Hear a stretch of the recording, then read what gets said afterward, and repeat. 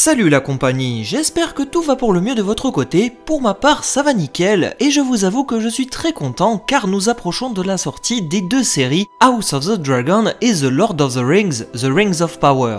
Plus le temps passe et plus le public analyse la moindre information, déclaration du staff, mais aussi commente les nouvelles images et bandes annonces. Bref, tout ce petit monde rebouge enfin et ça c'est cool. Vu qu'il y a eu des nouveautés, je vous propose de revenir sur les dernières annonces dans cette vidéo concernant la série Seigneur des Anneaux, que ce soit les images promotionnelles dévoilées, mais aussi des déclarations qui, je pense, vont vous intéresser. De plus, le fait de publier autant d'images me fait dire qu'une bande-annonce risque très prochainement d'arriver. On a même eu une bande-annonce pour les jeux vidéo de l'univers de Tolkien et ça tombe bien. Pas besoin de faire appel à un magicien car cette vidéo est sponsorisée par Red Shadow Legend.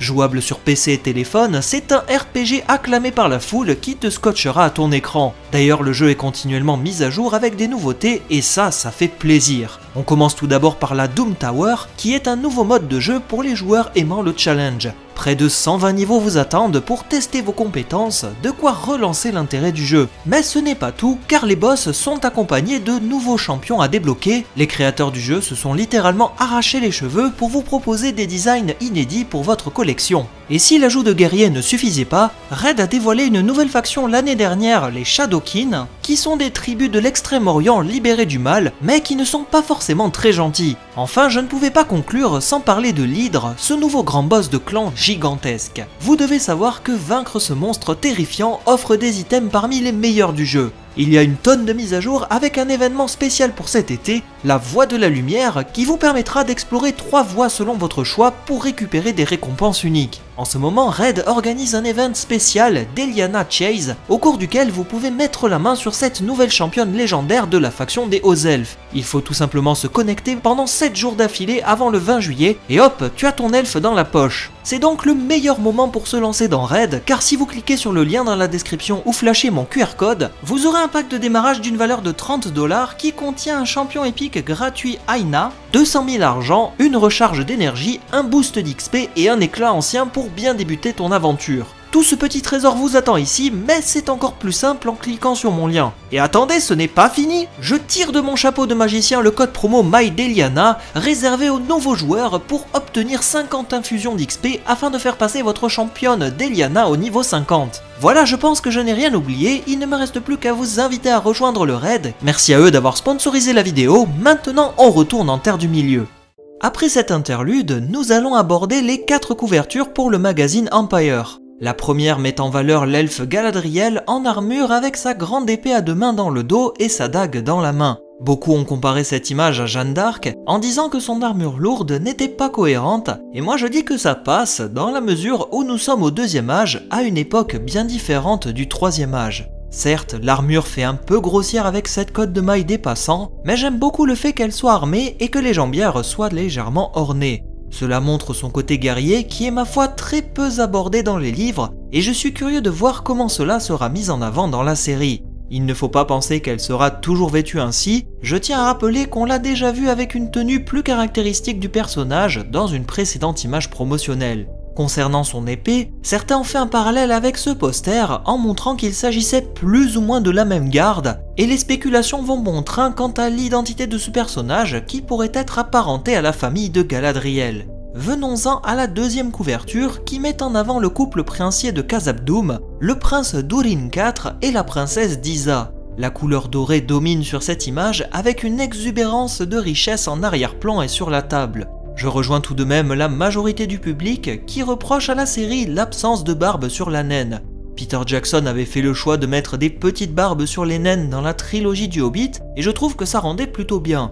Après, comme pour Galadriel, il est possible que le physique de la princesse Disa évolue et qu'une barbe apparaisse plus tard dans la série. Il est à présent temps de dévoiler la 3e couverture avec les Hobbits du clan Pieds-Velus. On sent un peu leur aspect rustre par rapport aux Hobbits du 3e âge, et ce n'est pas plus mal dans la mesure où les Pieds-Velus sont leurs ancêtres. Le fait de les montrer avec des feuilles dans les cheveux et des vêtements qui semblent rapiécés vont de pair avec l'ambiance car ce sont avant tout des nomades. Ces derniers vivant dans les forêts et dans des habitats rudimentaires, je trouve que cet aspect naturel leur sied à merveille. Un élément qu'on reverra plus tard avec de nouvelles images. Enfin, Empire a publié une 4e couverture bonus avec le troll des glaces dessiné par John Hoove en personne. Rien de plus à ajouter, le talent de l'artiste n'étant plus à démontrer tant il a fait ses preuves par le passé. Cela nous permet d'avoir le visage du troll détaillé et ça rend bien comme il faut. Sans plus attendre, on va dès à présent se plonger dans l'analyse des nouvelles images de la série et vous allez voir qu'il y a beaucoup à dire. On commence par les plus pimpants, les elfes avec cette image du haut roi Gil-galad couronné avec des lauriers. Outre le fait de renvoyer au symbole impérial de la Rome antique, c'est avant tout une référence à notre propre histoire. La couronne de laurier est réservée aux vainqueurs, peut-être est-ce la symbolique recherchée chez Gil-galad pour marquer une victoire sur un adversaire comme Sauron par exemple. Cela rend très bien et montre l'opulence de richesse chez les Noldor, bien que cela pourrait aussi traduire une certaine prétention de Gil-galad qui ne va pas vraiment avec la psychologie du personnage qui est plutôt humble. Poursuivons avec la présentation de Celebrimbor, l'elfe qui est à l'origine de la forge des anneaux de pouvoir avec Sauron déguisé en Anatar le dispensateur. Bon, rentrons dans le vif du sujet de suite, le design. Perso, je ne suis pas fan du tout car je trouve que l'acteur fait vieux alors qu'il est théoriquement plus jeune que Galadriel qui quant à elle fait vraiment plus jeune. Je préfère quand même juger sur le fond plutôt que la forme. Si l'acteur est très doué dans son rôle, alors je pourrais aisément passer outre cette différence d'âge. Pareil pour les cheveux courts où les elfes alternent entre des coiffures à la fois courts, mi-longs et longs. Là aussi, après recherche, je n'ai pas trouvé d'informations comme quoi J.R.R. Tolkien aurait décrit les elfes comme ayant tous des cheveux longs. Ce choix était avant tout porté par les représentations des elfes dans la pop culture, et l'auteur a simplement dit que les elfes changent de couleur de cheveux en fonction de leur clan. Du coup, le fait d'alterner le type de cheveux peut perturber, étant donné que nous avons été habitués avec les films de Peter Jackson à une certaine standardisation des coupes des cheveux des elfes. Un peu de variété pour casser cette impression d'avoir des clones, perso ça me va. On enchaîne avec Elrond qui regarde à travers une fenêtre. Une image guère plus exploitable en l'état car il pourrait s'agir de tout et n'importe quoi. Idem pour la suivante, mettant en scène Galadriel avec une torche dans une grotte. Cette image est sans doute tirée du passage où elle escalade une paroi glacée, la conduisant à faire la rencontre d'un troll des glaces. Cela nous permet entre autres de voir sa grande épée dans le dos, ainsi que les étoiles accrochées à sa cotte de maille. Rien de plus à ajouter si ce n'est que ce passage devrait être l'un des premiers moments de tension de la série, avec l'apparition du troll des glaces. Vu qu'on parle du troll, il y a une image promotionnelle dévoilée par Empire qui nous montre tous les détails entourant la créature. Lorsqu'on compare la première image en haut qui est issue du trailer et celle-ci qui est issue de la promotion, on voit qu'il y a clairement un effort de fait sur le travail du détail. C'est vraiment très encourageant de voir qu'il y a un effort de fait pour les effets spéciaux et j'ose espérer que la finalisation de ces derniers donnera quelque chose de vraiment très crédible. Il y avait quelques points noirs par rapport aux effets spéciaux dans le trailer, mais comme ce dernier a été publié en février et que nous sommes désormais en juin, j'ose espérer que les effets spéciaux ont été bien fignolés. Comme quoi ça m'apprendra, il ne faut pas forcément juger au premier regard. Enchaînons sur la prochaine image qui dévoile ce qui semble être un conseil restreint des elfes. Gil-galad coiffe une elfe, potentiellement Galadriel, avec une couronne de feuilles dorées. Peut-être que cette image est reliée à la quête de Galadriel avec le troll de glace, et que Gil-galad la félicite avec ses compagnons d'avoir réussi leur tâche. Le cadre est très joli, avec des couleurs blanches et jaunes qui dominent, de quoi renvoyer aux couleurs de Telperion et Lorelin, les deux arbres de Valinor. Là aussi, c'est tout un symbole. Poursuivant avec cette nouvelle photo, dévoilant un conseil entre les elfes et visiblement le prince nain Durin IV tout à fait à gauche. Juste à ses côtés, on peut apercevoir le jeune Elrond, puis Celebrimbor et enfin Gil-galad en bout de table. Impossible de savoir qui sont les autres personnages que l'on voit de dos, bien qu'il semblerait que Galadriel soit présente. Il pourrait très certainement s'agir du tout premier conseil blanc en l'an 1701 du deuxième âge, où Gil-galad donnera secrètement l'anneau des elfes Vilya à Elrond, et où il sera décidé également qu'Imladris, qui deviendra plus tard Foncombe, sera la nouvelle place forte des elfes en Eriador. Elrond sera placé à la tête de cette forteresse en tant que vice-régent de l'Eriador, c'est donc un événement clé pour le deuxième âge. On enchaîne désormais avec une série de 5 images mettant en scène des hobbits du clan Pied-Velu. Je vais rapidement passer dessus car j'ai déjà dit quelques éléments juste avant, car ces images retranscrivent l'aspect nomade de ce groupe de hobbits, notamment grâce à l'utilisation de petites charrettes qui s'apparentent à des roulottes. Je serais presque tenté de dire que ce sont des petits trous de hobbits sur roues et qu'ils se déplacent comme cela. On a aussi l'impression sur ces deux images qu'ils sont intrigués par ce qu'ils voient. J'ai même envie de dire que cette image fait écho à une scène de la bande-annonce où la météorite est visible dans le ciel. Peut-être que ce nouveau personnage qui atterrira sur la Terre du Milieu dans la météorite sera accueilli chez les Hobbits. A voir là aussi comment cette partie sera intégrée dans l'histoire, puisque les Hobbits sont très effacés du deuxième âge. Continuons avec deux images que je vais rapidement traiter puisque je n'ai rien à dire sur elles. Une première mettant en scène le personnage d'Halbrand qui, je vous le rappelle, était visible dans la tempête et qui récupère Galadriel sur un radeau. On le voit ici attablé avec un verre à la main, peut-être en train de se sociabiliser dans un nouveau groupe. Puis une seconde où l'on voit le couple princier de Khazad-dûm qui discute, mais il est impossible d'en savoir plus. Terminons ce tour des nouvelles images avec une série de 4 photos dévoilant Tir Arad et l'elfe Arondir. Premièrement cette image avec une immense tour de guet faisant apparaître un très grand panorama. Il doit très certainement s'agir du lieu d'où opère l'elfe Arondir et qui doit le préserver de tout mal. On peut d'ailleurs le voir avec une mine grave sur cette image, regardant à l'horizon comme si un danger se présentait face à lui.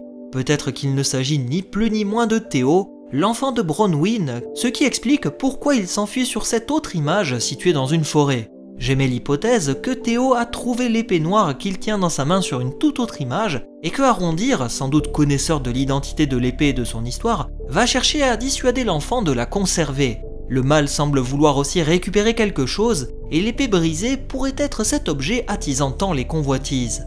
Cela conduirait à un conseil de village où l'épée serait au cœur des discussions comme le montre cette image où Arondir tient l'épée dans la main. Je vous renvoie à une de mes dernières vidéos lore où je parle d'une mystérieuse épée à l'acier noir qui pourrait être cette fameuse épée brisée. Changeons de registre pour revenir sur les posters avec cette affiche en particulier qui a refait parler d'elle récemment. Beaucoup pensaient qu'il s'agissait de l'épée Narsil tenue par les mains d'Elendil, mais ce n'est visiblement pas le cas. D'après les dernières déclarations de Patrick McKay, l'un des showrunners de la série, ainsi que ceux de John Hoove, le dessinateur connu pour son travail sur l'univers de Tolkien et qui est rattaché à la série, cette épée ne serait pas Narsil. Le débat est donc totalement relancé quant à l'identité de cette épée avec ce symbole solaire, et vous me direz selon vous de quelle épée il pourrait s'agir. Enfin, juste avant de conclure, je me permets de revenir brièvement sur deux images dévoilées le mois dernier, montrant deux personnages qui sont étroitement liés. On voit tout d'abord Bronwyn au bord d'une petite rivière située dans les rochers. Ce personnage féminin est censé vivre dans le village de Tir Arad qui signifie regarder au sud en Sindar. Bronwyn est accompagné de son fils Théo sur une autre image. L'aspect le plus évident est l'épée brisée qu'il tient dans sa main, possiblement l'épée Gurthang qui appartenait à Turin Turambar au premier âge, mais cela ne reste qu'une simple hypothèse. Si beaucoup ont critiqué le fait que Théo est un prénom lambda qui n'a rien à faire dans l'univers du Seigneur des Anneaux, je tiens à rappeler que ce prénom n'est peut-être pas complet. Sam est un prénom plus ou moins lambda, et c'est pourtant le diminutif de Sam Sagas. Théo peut donc très bien être le diminutif de Théoden ou Théodred, ou un autre nom avec ce type de consonance par exemple. Il ne faut pas oublier que les Éothèdes sont les ancêtres des Rohirrim. La présence du prénom Bronwyn, qui termine en in comme Éowyn ou Théodwyn, la mère d'Éowyn et Éomer, peut laisser penser cela, sans oublier le prénom Théo. Si leur village est situé dans le sud, il est très peu probable que ce soit des ancêtres des Rohirrim, pour la simple et bonne raison que les Éothèdes viennent du nord et s'installeront dans le Calais-Nardon qui deviendra plus tard le Rohan. Cela reste toutefois une possibilité à ne pas écarter, peut-être que Bronwyn et son fils Théo appartiennent au groupe des Éothèdes et qu'ils ont voyagé du nord vers le sud. Il faut également savoir que Bronwyn entretient une liaison amoureuse avec l'elfe Arondir et il sera intéressant de voir comment cela sera amené et mis en avant dans la série. Bref, il y a beaucoup de choses à dire et analyser sur ces dernières images et j'ose espérer qu'une bande-annonce ne devrait plus trop tarder. D'après les dernières rumeurs en date, il est fort probable que cette dernière soit dévoilée cette semaine ou la semaine prochaine.